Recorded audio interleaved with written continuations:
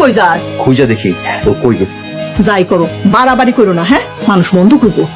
বিয়া না হইতে হইতে শুরু করে দিছে। মিতু, তুমি আইছো? আইসি। তাই এত দেরি করলা কেন? ভাই কালকে বিয়ে করছে জানো না? হ জানি। উনি কে? উনি আমাদের নতুন ভাবি। সুজন ভাইয়ের বউ? তুমি কি করছো? নতুন ভাবির নিয়ে এখানে চলে আইছো? তাতে কি হয়েছে? আইস তাহলে আমি আসি, কাল আবার আসবো নে।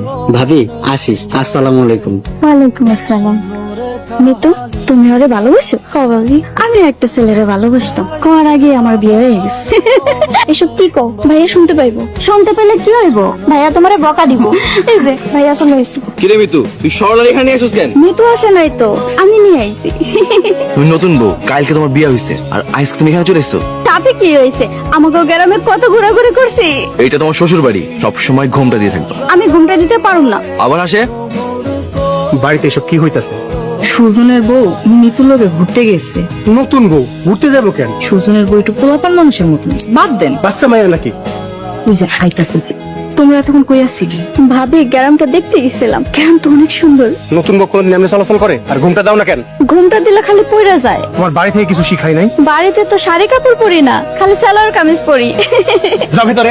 সুজনের যে কি রকম বেয়াদব মায়ে বিয়ে করাইলাম, বাদ দেন। তাই বলে শ্বশুর বাড়ি এমনি চলবো? আপনি না কই যাইতে চাইছিলেন? আর কিন্তু সব যন্ত্রণার ভালো লাগতেছে না।